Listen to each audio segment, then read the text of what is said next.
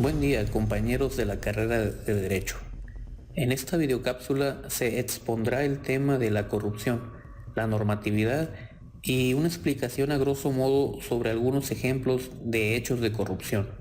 Corrupción es la decadencia del hombre, donde el poder es utilizado como un beneficio personal y egoísta, en lugar de un beneficio social y común. La definición de corrupción más utilizada es la del Banco Mundial de Transparencia Internacional, que ve al acto de corrupción como la utilización del poder para un beneficio personal. En derecho, la corrupción es entendida como una serie de conductas ilegales, por ejemplo, el tráfico de influencias, cohecho, peculado, desvío de recursos, sobornos, entre otros. Estas son variadas formas que tienen los servidores públicos de extraer los recursos públicos y gastarlos en su propio beneficio, o bien fortalecer proyectos propios legítimos o de amigos y familiares. La normatividad que existe en materia de derecho ante temas de corrupción se encuentran principalmente en nuestro Código Penal Federal, en el título 10, capítulo 1 hasta el 13, donde nos habla sobre los delitos por hechos de corrupción.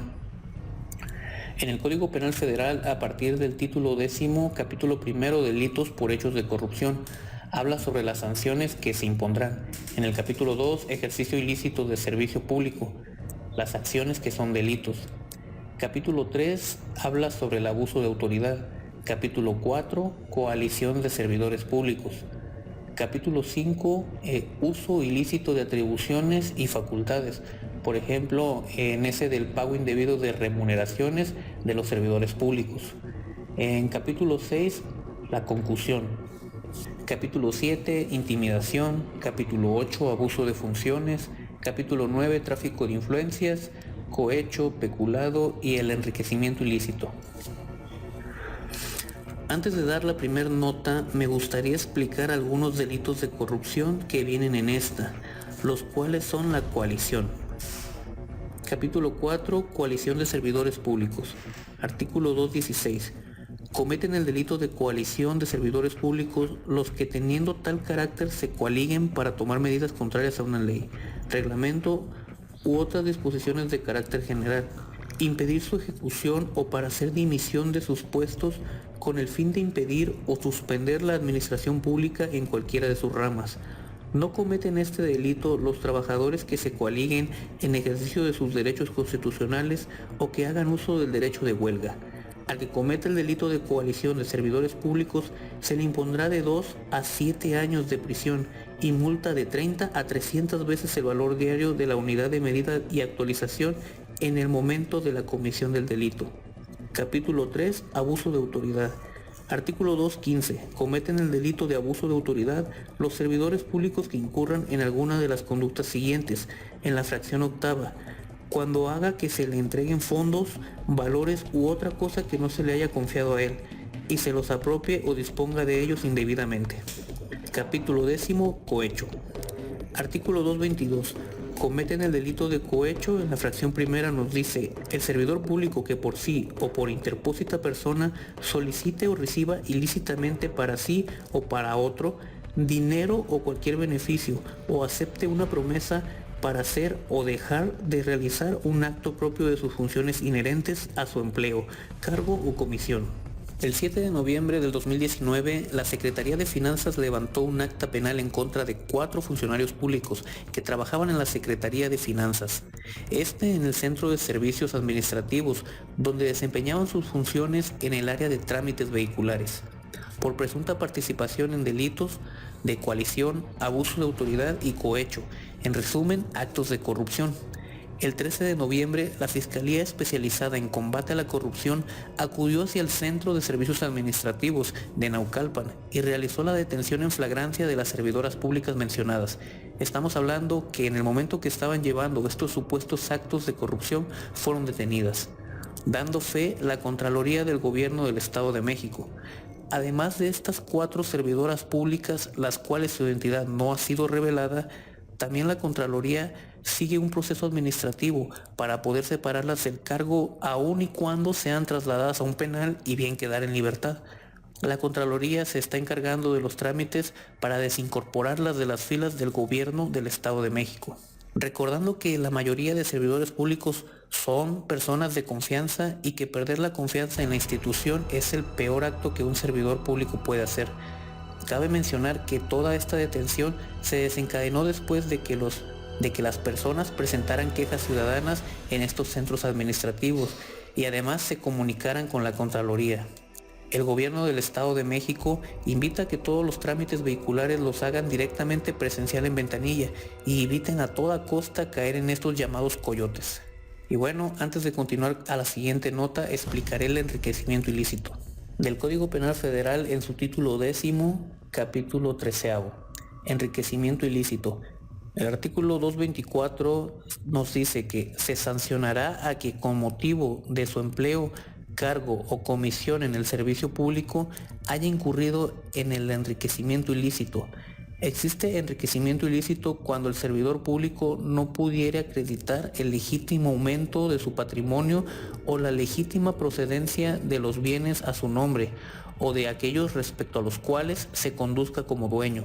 Para efectos del párrafo anterior, se computarán entre los bienes que adquiera los servidores públicos o con respecto de los cuales se conduzcan como dueños, los que reciban o de los que dispongan su cónyuge y sus dependientes económicos directos, salvo que el servidor público acredite que estos los obtuvieron por sí mismos. Un juez de control vinculó a proceso a Ildefonso Guajardo, exsecretario de Economía en el sexenio del presidente Enrique Peña Nieto. Lo acusan de un supuesto enriquecimiento ilícito, porque según la Fiscalía del año 2014 a 2018, cuando fue funcionario tuvo un incremento injustificado en su patrimonio, del que no pudo acreditar el legal origen.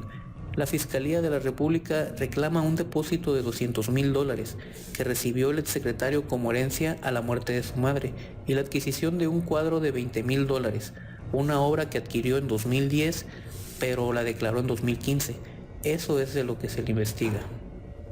Sin embargo, el juez de control adscrito al Centro de Justicia Penal Federal del Reclusorio Norte no ordenó prisión preventiva, le impuso presentarse semanalmente a la unidad de medidas cautelares y prohibió salir sin autorización judicial del país.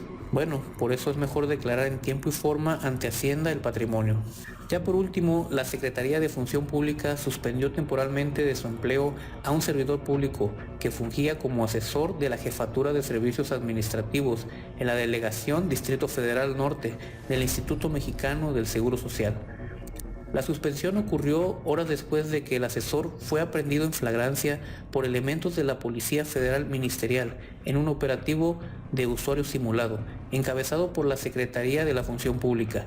El empleado fue detenido tras haber recibido $5,000, parte de los $15,000 que exigió a una ciudadana a cambio de mantener la concesión de 3 cafeterías que operaban en distintas unidades médicas del instituto.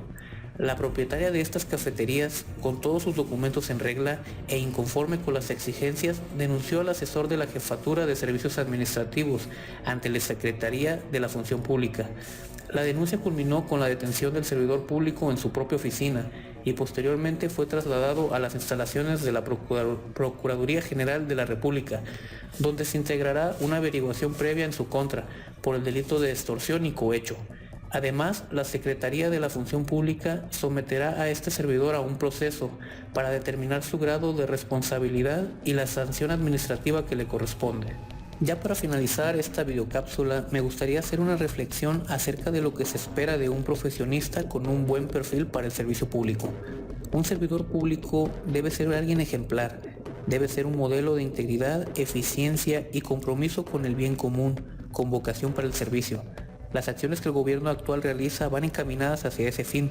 Por tal motivo, el 17 de octubre del año 2024, la presidenta Claudia Sheinbaum anunció la evolución de la Secretaría de la Función Pública para dar paso a Buen Gobierno, Secretaría Anticorrupción y Buen Gobierno. Esto a manera de cerrar las puertas a la corrupción y combatir la impunidad de sexenios anteriores. Esto como consecuencia traerá un gobierno más íntegro, eficiente y cercano al pueblo, en todas las dependencias de gobierno, en donde ya el enfoque primario es el combate a la corrupción. No se trata de una simple transformación teórica o sin fundamentos, Esta está consolidada en los 10 pilares de la nueva Secretaría Anticorrupción y Buen Gobierno, los cuales son la dignificación de la labor al servicio público, el acompañamiento preventivo a las instituciones, la modernización de la administración federal, transparencia en compras públicas y adquisición del gobierno y transparencia proactiva por parte del gobierno, esto como fortalecimiento a la lucha de anticorrupción. Fortalecer la cultura de la denuncia con garantías de confidencialidad, mejorar la coordinación con el uso de la tecnología y combatir la impunidad. Con estas acciones se pretende evitar que la corrupción tenga margen de maniobra. Muchas gracias.